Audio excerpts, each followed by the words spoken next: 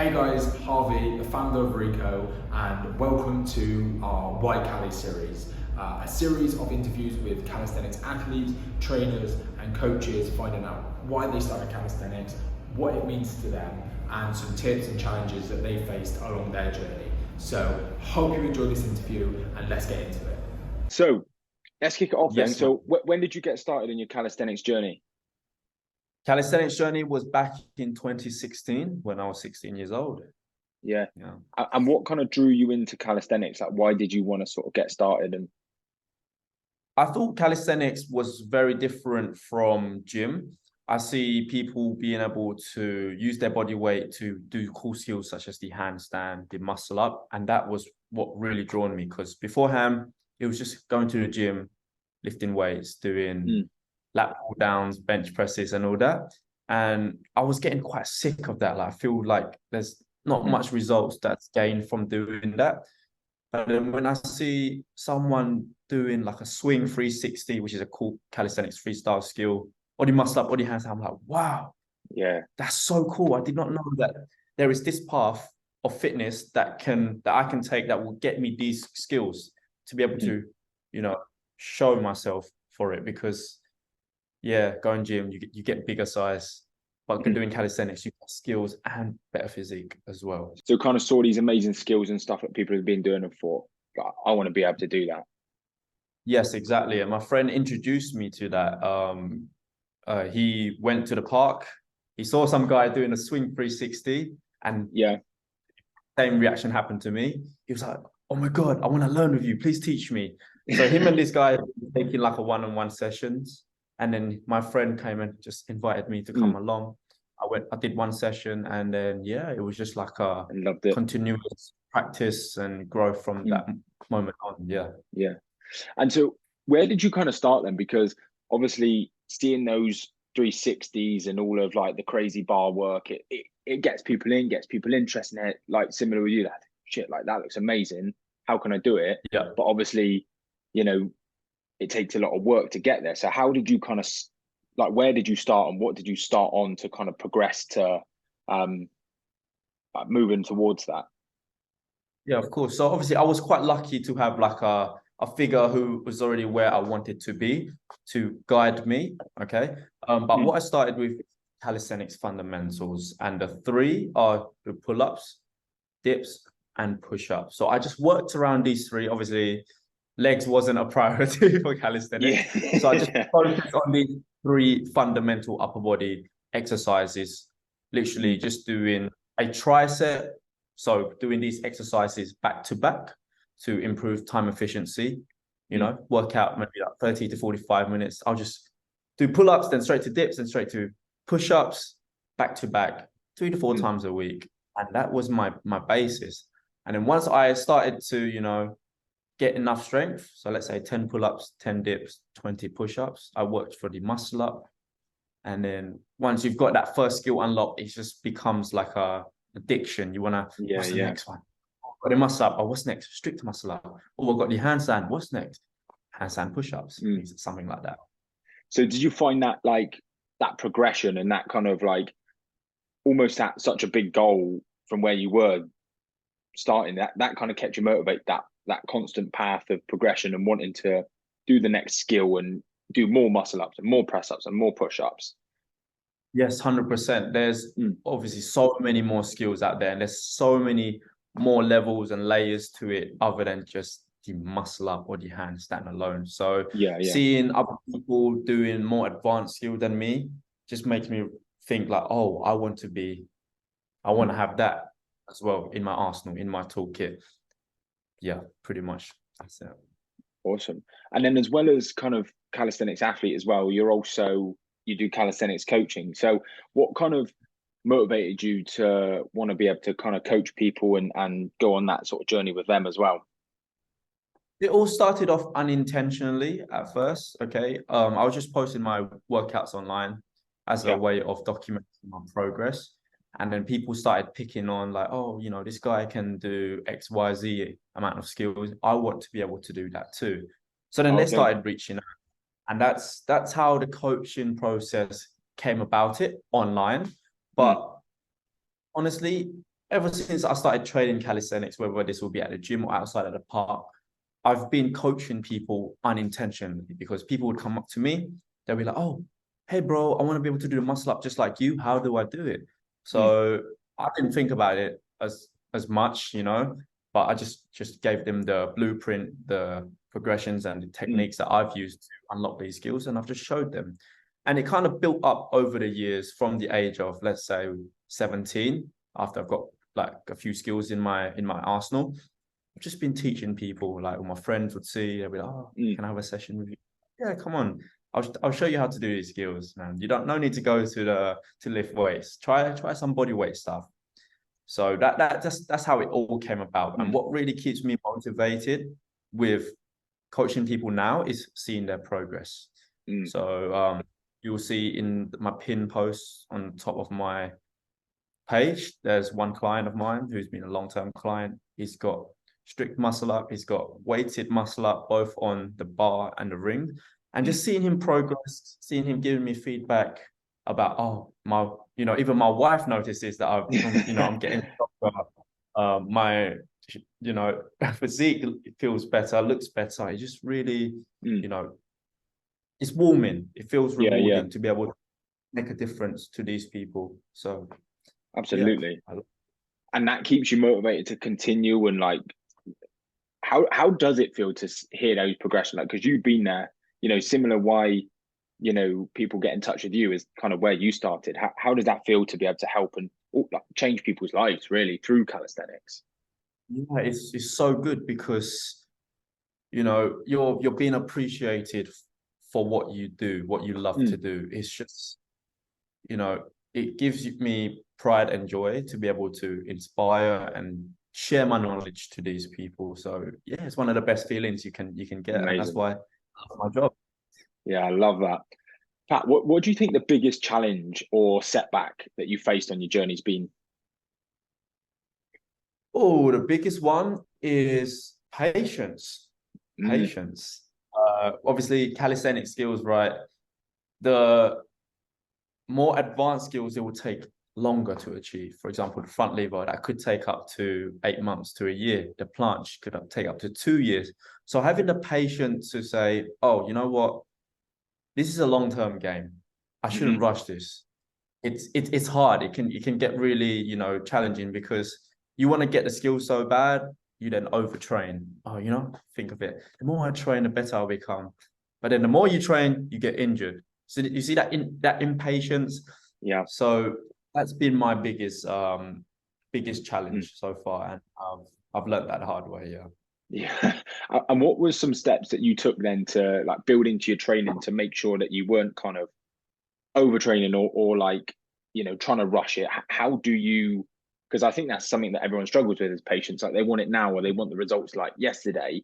So what are some stuff that you've done to kind of almost teach yourself that patience along the way?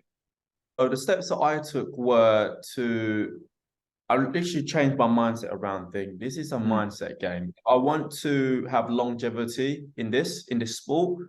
I have to take it slow. I have to be safe with what I do. Take care of my mobility, my stretching, my recovery. Just think of it as long term, not as a quick little fad, because it can come quick, but there will be negative consequences. So taking a step back, just sitting on my chair, mapping out all the blueprint in front of me, and just seeing the next step, the next step, the next step. It's going to take months, years, not, this short space of time. So taking a step back. Yeah. Awesome. Pat, what role has the community played in your calisthenics journey, and how important do you think that is for people? Oh, the community plays a big role in my calisthenics journey. I was able to meet so many good friends along the way who have been so inspiring. And, doing these calisthenics meetups, from even making friends online, it teaches you many more skills and knowledge. You learn different techniques to your workouts that you would never thought you'd do yourself. And when you take this on board, you see yourself progress.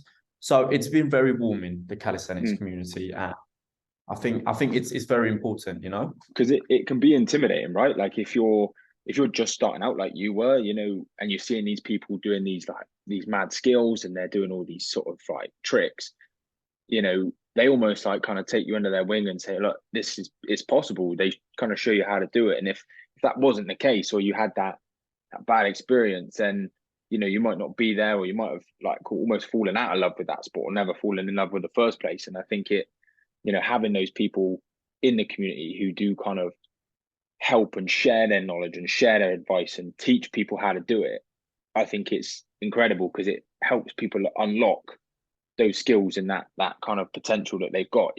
Yeah, definitely. Like with my friend, right? He was able to reach out to this guy from doing the swing 360. He opened up to my friend with open arms, like, hey bro, come here. I will teach you how to do these skills. That's what the community was able to give me in comparison to the gym. At 16, I was like, hey bro, I would like to do that. They'll be like, okay, yeah, just do this. But the love and the passion for sharing this knowledge is not as much in comparison to And how do you think it does compare, like the calisthenics journey and the typical kind of like fitness or gym route? How do you think they compare to each other? In terms of friendliness, I would say calisthenics is so much more better. It's more warming. We've got like quite a different mindset between these two.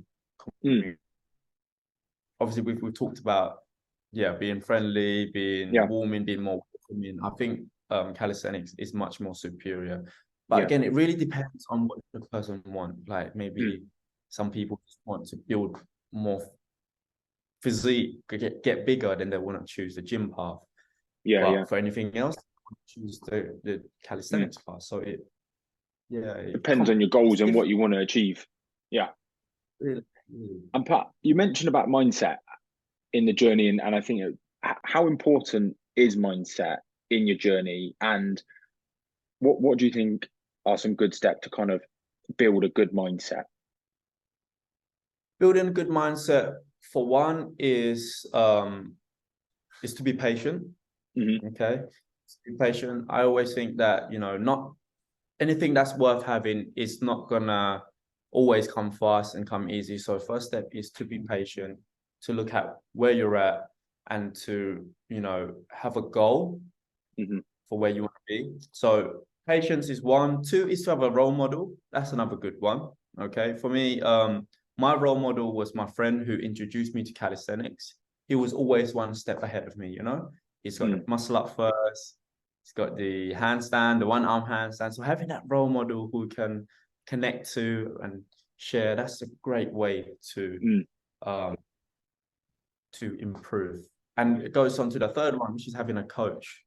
Having a coach. Okay. Sometimes you want to be able to try things out yourself, but you may not be able to progress as much if you don't have but if you do get a coach, it can really pinpoint where your weaknesses are and apply those steps to improve and to apply and improve so that you can progress. So patience, role model, coach. Awesome. I love that. And Pat, what would you say to someone who's maybe similar to yourself when you first started, or maybe they might be at the very kind of first start of their journey, the very beginning? What would you say to someone who's kind of wanting to start calisthenics, wanting to get involved, but they might have no clue of where to start? Like, what would your advice be to them? Bro, I would just say, go for it. Don't compare yourself to anyone else. Just give it a try, man. Work on the 3 fundamentals: pull-ups, push-ups, and dips. Get them really strong, because the foundations are what will, build up the 4 legs of the table. And once you've got these strong, man, other skills will come in so quickly. So don't be afraid to try. Don't be afraid to reach out to other people, because, as I felt for myself, people are more welcoming in this calisthenics group than others. Just try it, man. Just try it. I love that. And Pat, as part of the brand like Rico, we want to inspire and encourage people to kind of be the change and not just sort of talk about it or sort of put it out there, but take action and actually kind of go out there and make a difference, like whether that's for yourself or the community or the planet, whatever that is. And what does that like phrase "being the change" mean to you? Being the change. Oh, that's a good one. What really came up to my mind was to illuminate, to be bright, to be different. So striving to become a better version of yourself, not a better version than other people, is to become a better version of yourself. I think that statement really relates to what what just popped up there. I love that. Illuminate, shine bright, and stand out and make a difference. Yeah, and be a better version of yourself, Don't try to better others, Yeah. It's you versus you. Yeah. What would you say, Pat, to people who, because there's got to be a balance, hasn't there? Because, people who, there's all these guys doing these insane tricks on Instagram and you see all these crazy videos, but, people can compare themselves to them on their journey. What would you say on that, to focus on yourself? Because I think that's really important. They were probably once in your position. I had the same thought as well. They were once in your shoes, okay? They've been through all the blood, sweat, and tears, the training, the misery, the fails, the setbacks. They've probably been there. Most of these successful athletes are in there. So just, again, take a step back and just realize that, you got to enjoy the journey. Not everyone will have the same path, same journey. Not every rock looks the same. So your journey is not going to be the same as theirs, but just, have fun with it and just try your best. That's what I'd say. Awesome. Pat, I love that. I think there's some fantastic answers in there. And yeah, it's been an absolute pleasure hearing your story, the impact that you're making on people's lives, yourself, and, you are being the change, you're getting out there, you're making a difference. And I think that's what it's all about. So appreciate your time today. Yeah, no worries, bro. Thank you for having me. Great chat. Awesome.